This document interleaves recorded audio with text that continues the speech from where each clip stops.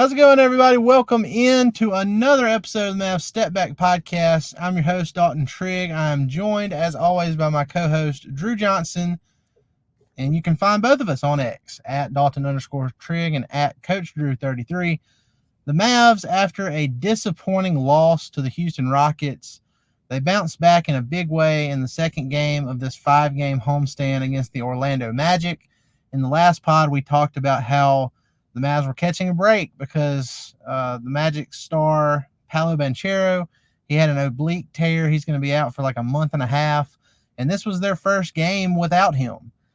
So the Mavs did what any good team would be expected to do, not just following a loss, but following a loss against a team missing their superstar. And they came out and dominated. They got a 108-85 win. You and I, DJ, we talked about this on the last pod. The Mavs needed to find a way to win these first quarters, and it was looking shaky there for a little bit. They were down like 14-8 or something at the start of the first, but they ended up winning the first quarter 30-22.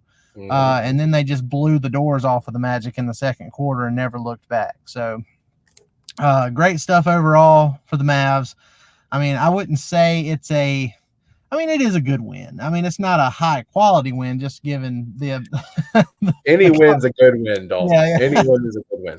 Yeah, I mean, it's not like a high quality win because of the competition they were going up against, but it is a good win in the light of they did what they were supposed to do. You wanted to see this team come out after a loss and facing a shorthanded team, get a blowout win, and they did just that.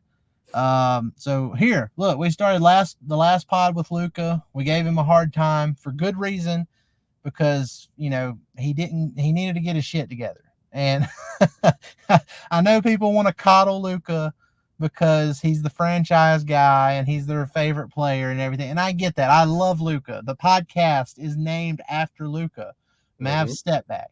But when your expectations are as high as what his are, and you're not doing what you're supposed to do to live up to those expectations and build championship habits, you got to be called on it. So, we did what we had to do in the last pod.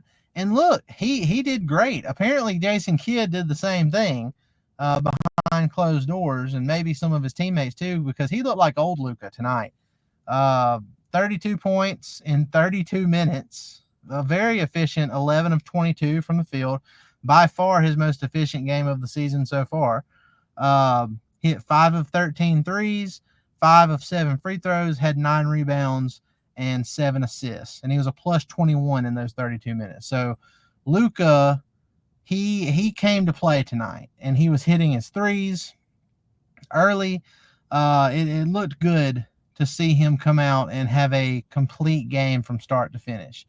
And so I guess we'll start with him. I've pretty much said everything I need to say about Luka, since I was so hard on him the last pod. But it was good to see. He bounced back. He had a great game. What did you think about his performance against the Magic? I thought he was incredibly efficient, especially compared to the shockingly bad performance last game. I thought it was a really nice bounce back game for him, and it was a bounce back in a big way. It was a big response. You do have to wonder if Kidd didn't say something to him, and he should have, because there were a lot of things that just weren't acceptable.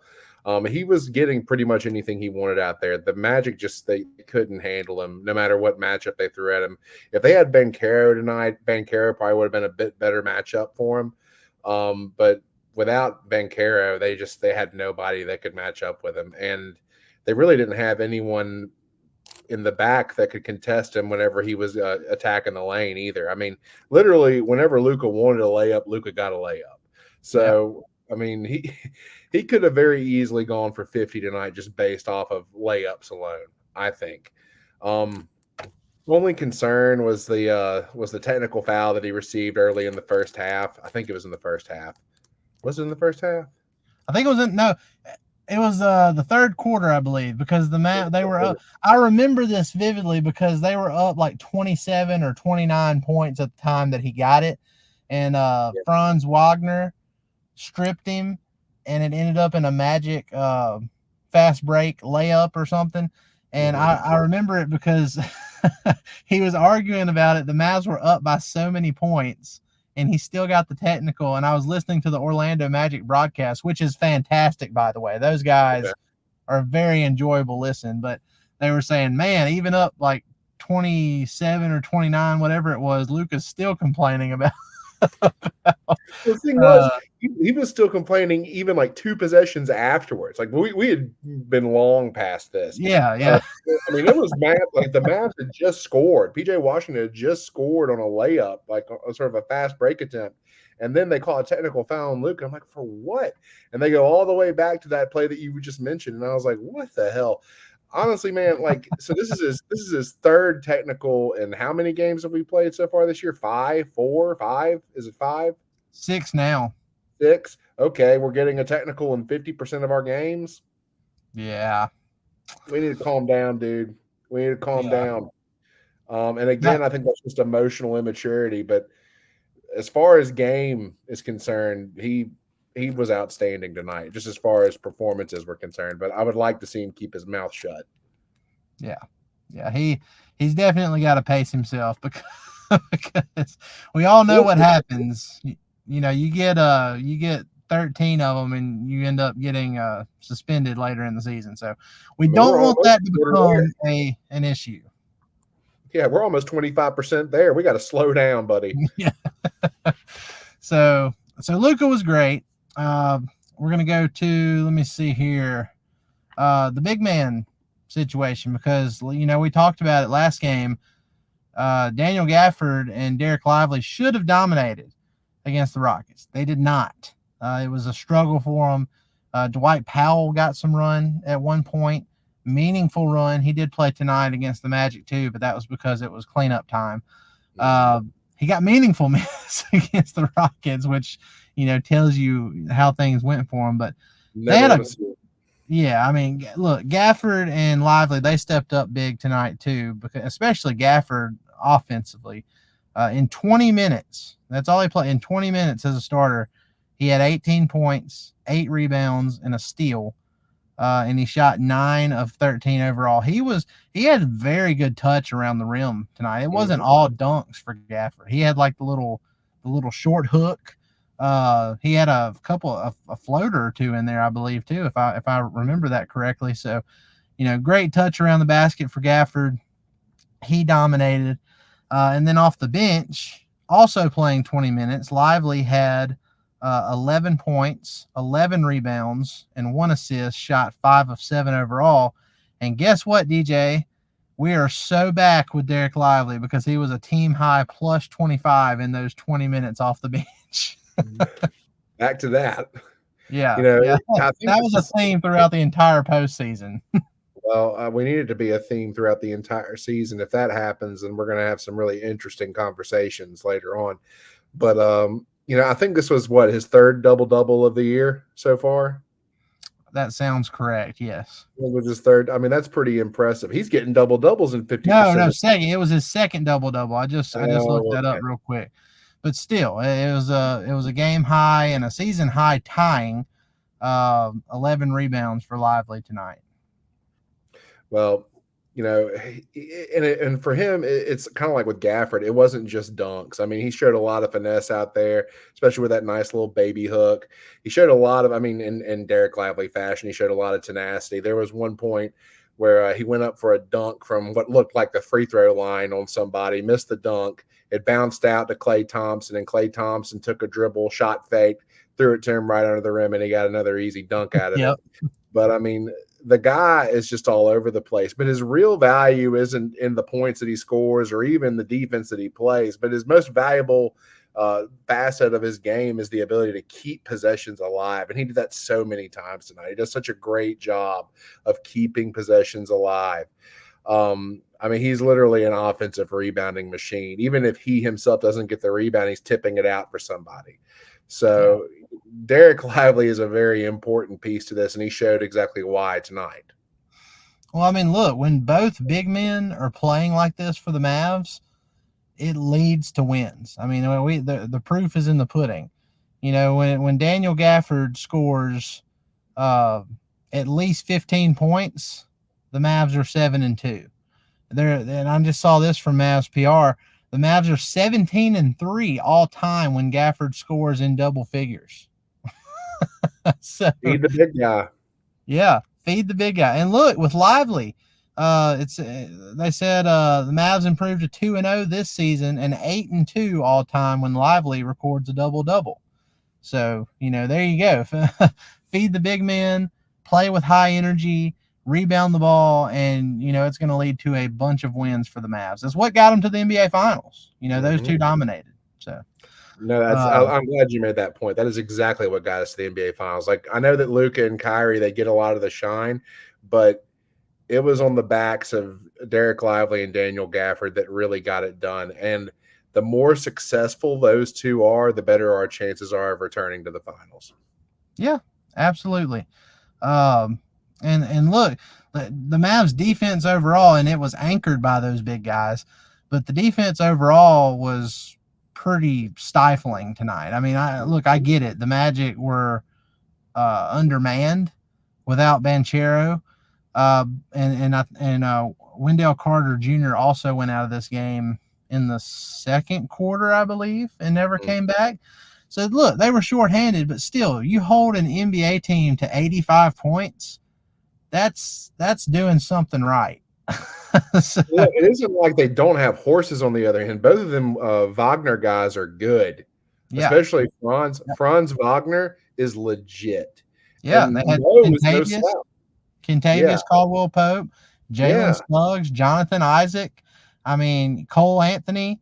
So, I mean, Gary Harris, they got guys that have been around a while and know how to play at a high level. So, again, holding a team to 85 points is not easy in the NBA, and the Mavs did that tonight. They held the Magic to 33.3% overall shooting as a team and 19.5% shooting from three. That'll do. That will do. Need to replicate that. You know who I saw out there tonight that I didn't know was even still remotely playing basketball was Corey Joseph. Yeah. I remember Corey Joseph being at Texas. I'm pretty sure whenever I was in high school. Yeah. He's still fiddling around out there. I had no idea. Yeah, whenever I saw him out there, I was like, is that Corey Joseph? Yeah. Obscure NBA players that I just happen to know. And honestly, I hadn't thought about Corey Joseph probably since I was in high school until I saw him. He's taking over that DJ Augustine role where he just kind of pops up in random places every now and then, and everyone's like, "Oh yeah." Also a Texas Longhorn. It's just a Texas Longhorn thing. Shout out to DJ Augustine, who officially retired from basketball today.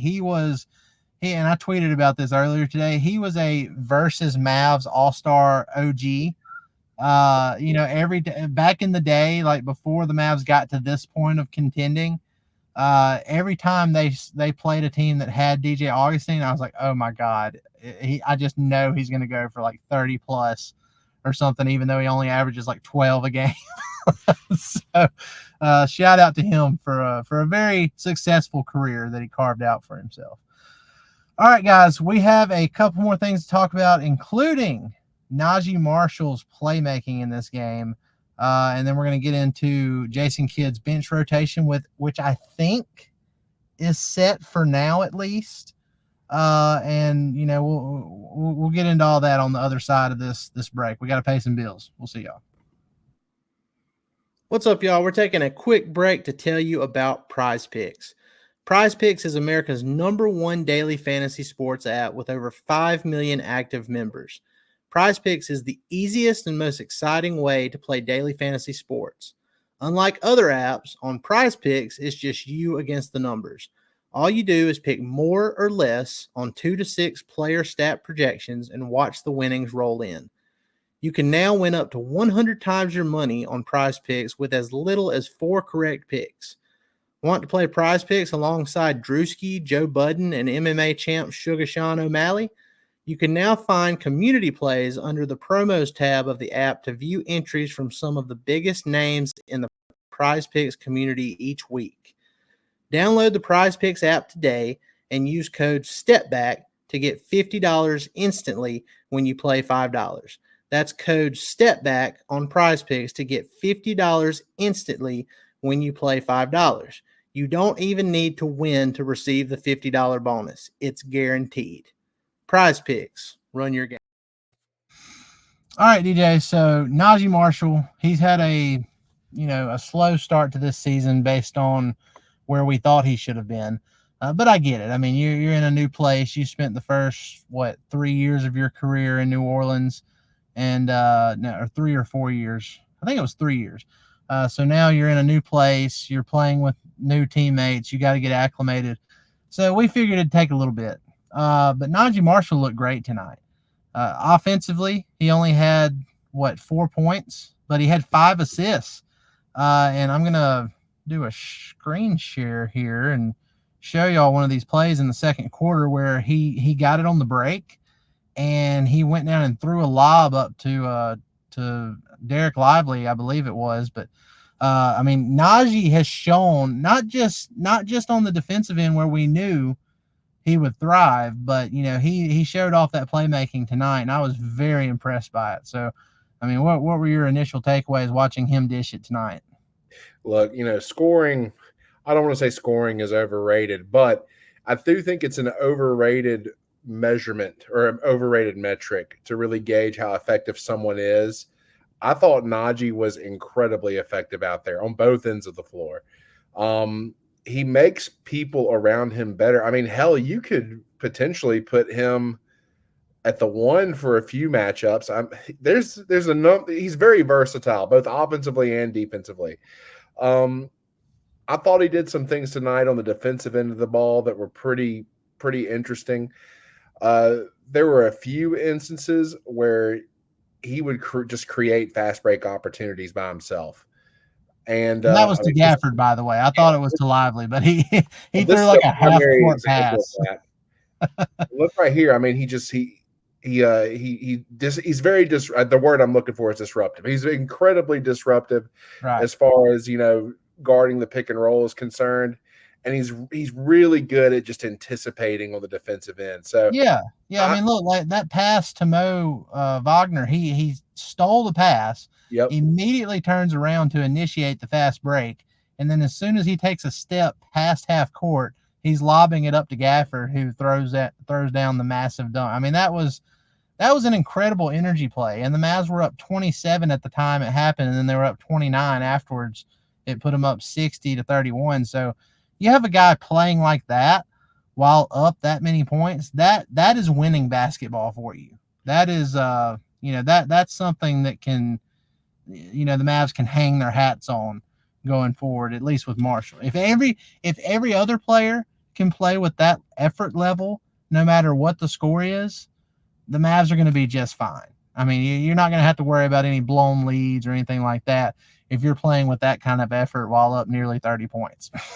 It's just the attention to detail.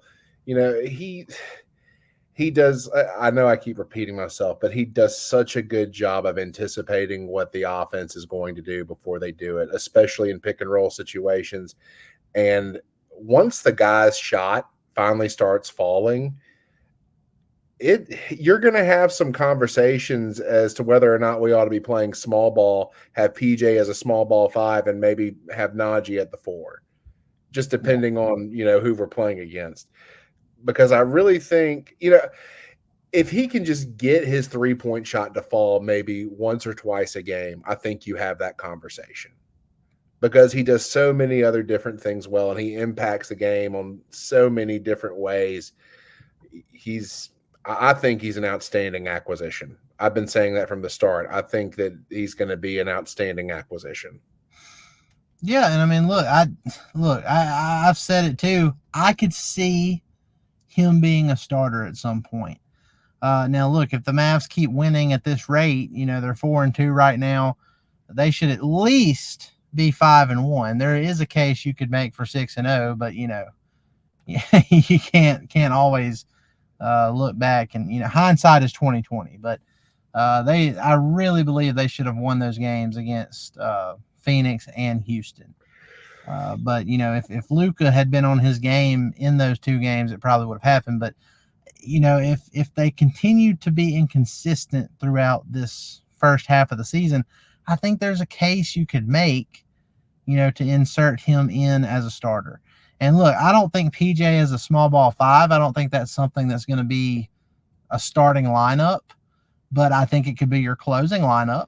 I think it could be your death lineup, as a lot of people like to say. The Warriors had their death lineup where everybody can shoot threes and very versatile defenders top to bottom.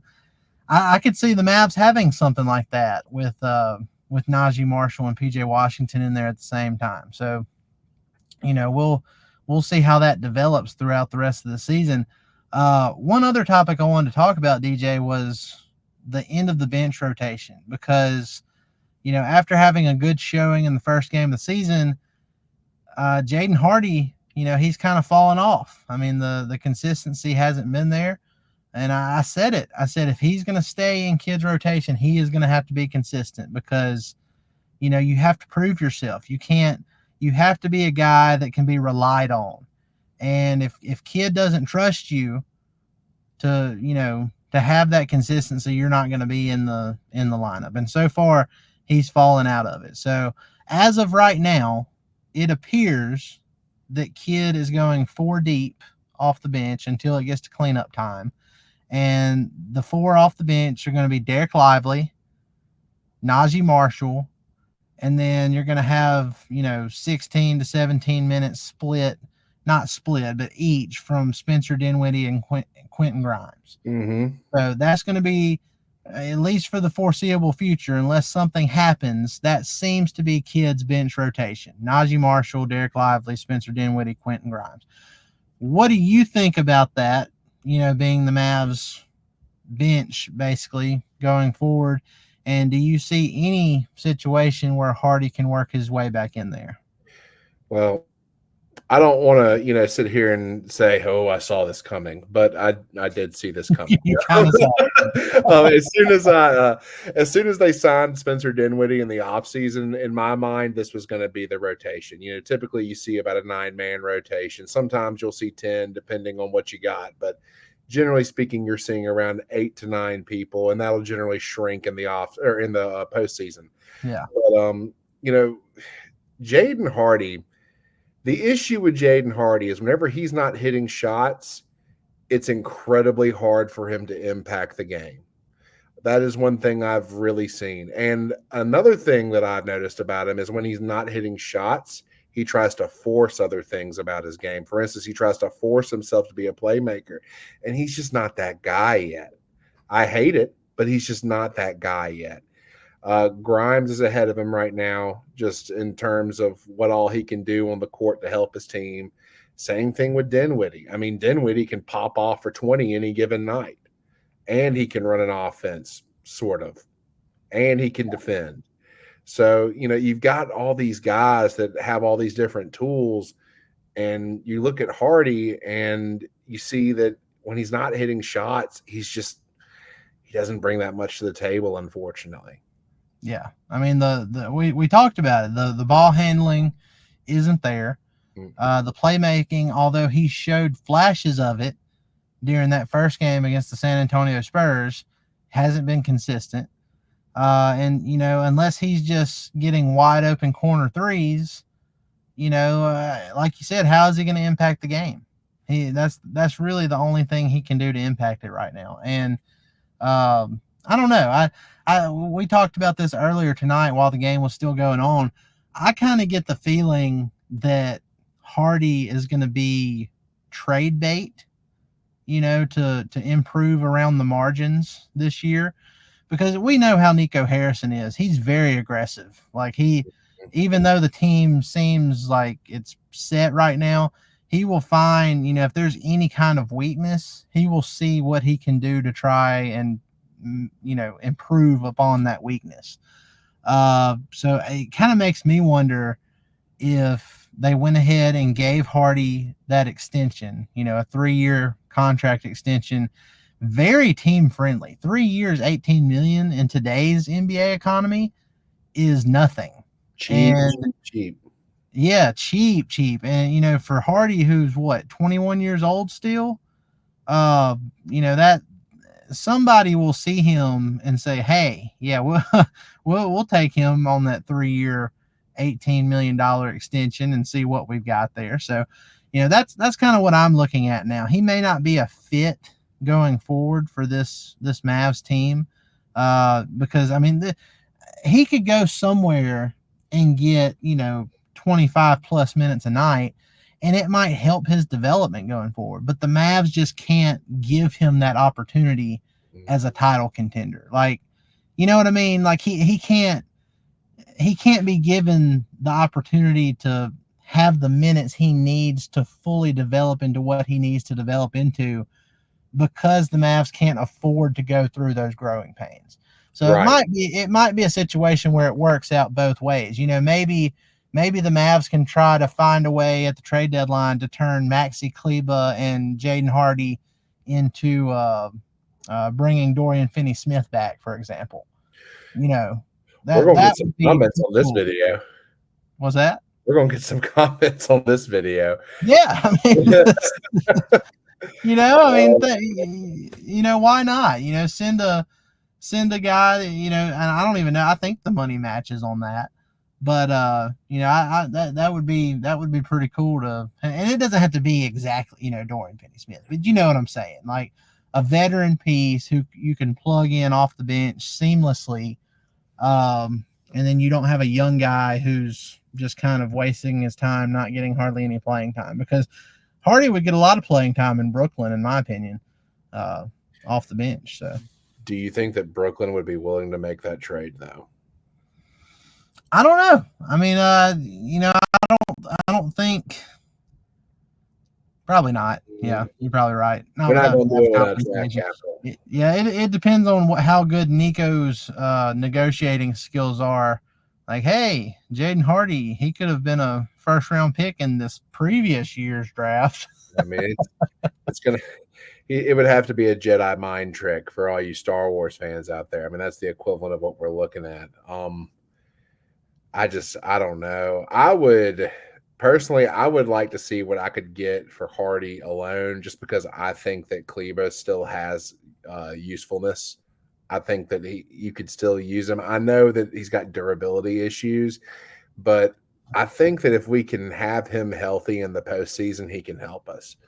I would like to see us maybe trade Hardy maybe for another first-round draft pick, if someone would be willing to do that, specifically in this draft, because this is a really deep draft. But you're the money guy. I don't really know. It's tough. Yeah. Because, he was a second-round pick himself. But, he was an early second-round pick, and he's shown, at least from a shooting perspective, that he can bring something to the game. Like we said, his ball handling, his playmaking is not there yet. Defensively, he has a ways to go. When it comes to shooting the ball, Jaden Hardy is very good at shooting the ball. Especially when he's getting open shots. So he's very effective. And I thought that I saw it may have been 2 years ago. This may have changed, but in a redraft of the draft that he was in, he was a top 10 pick. Now this could just be, from left field, from out of a nobody, but I can almost swear that I saw that somewhere. Wait, saw what now? Sorry, I'm looking at this restricted free agent list. You know how they do like redrafts of previous drafts? Yes. In the redraft that I saw, this was a couple years ago. This is a long time ago, and I saw that and I was like, huh. Jaden Hardy was listed as a top 10 pick. Now, that was a very weak draft. Yeah, I was about to say I have to go back and look at everybody who was in that draft. I think that's a little high for our guy Hardy, but he was. I think if everything was properly weighed and everyone knew what he was going to become, I think he still would have been a mid to late first rounder in that draft. Yeah. So, which doesn't say much. That wasn't a very good draft, but still. Well, the reason I had to have you repeat that is because I was looking at this this free agency list for next summer. Guys who are on either going to be restricted free agents or they're in the last year of their contract and they're going to be unrestricted free agents. And Bruce Brown might be a guy to keep an eye on because the Mavs have been connected to him several times over the last half of a year in trade rumors and stuff like that. So, he's not going to be doing anything in Toronto special this year. So that's another guy I'd look for. Like I said, it doesn't have to be Dorian Finney-Smith. And to be honest with you, DJ, I mean, I know Dorian is valuable, but the Brooklyn Nets reported asking price for him over the last several months or over the summer and even at the last trade deadline is ridiculous. I mean, nobody's going to give multiple first-round picks for Dorian's like 32 now, maybe 32 going on 33. So, I mean, I don't see anybody doing that especially with how important picks are with this new CBA and all the restrictions that come with it. So we'll have to see. I mean, it could be a situation where maybe Nico Harrison can twist somebody's arm into thinking that, Hardy could be kind of like a first round pick. he was an early second round pick. He can shoot the piss out of the ball, especially from three when he's open. And they just signed him to a very cheap, team friendly 3-year, $18 million deal. So we'll keep an eye on that and see, how the Hardy situation develops throughout this season. But as of right now, Kidd's rotation appears to be set. And I think it's gonna be good for him because we saw it tonight. And again, I know the Magic were undermanned, but we saw, what this team can look like top to bottom when Luka looks like Luka. Like I said, it starts with him, and then everything gets put into place after that. And he was great tonight. And it was great to see the Mavs bounce back. And now, after getting some rest, they'll turn right back around tomorrow night and play Rick Carlisle, old friend Rick Carlisle, and the Indiana Pacers. And I know it's the second night of a back-to-back, but all your main guys didn't play a lot of minutes tonight. You're not having to travel. It's a home back-to-back. So I don't think early season, I don't think this should matter as much being on a back-to-back. So we'll see. We'll see how the Mavs do. The last back-to-back they played was in Minnesota, and they got a huge win, playoff type environment against the Timberwolves in a Western Conference Finals rematch. So, guys, that's going to do it for this episode. We're glad that the Mavs did what we hoped they would do. Got a big bounce back win. They're now 4-2 and sitting at 4th in the Western Conference standings right now. It's early. I don't expect the Warriors. Man, they've gotten off to a hot start. They're 5-1. Buddy Hield is looking like an MVP for their team. Yes, I don't expect that to hold those.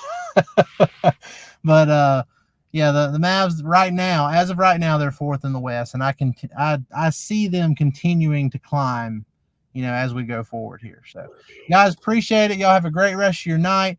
Hope you had a great weekend. We're about to get this new week rolling, and it's going to start with Mavs Pacers tomorrow night. So, y'all have a good one. We'll see you next time. Thanks, guys.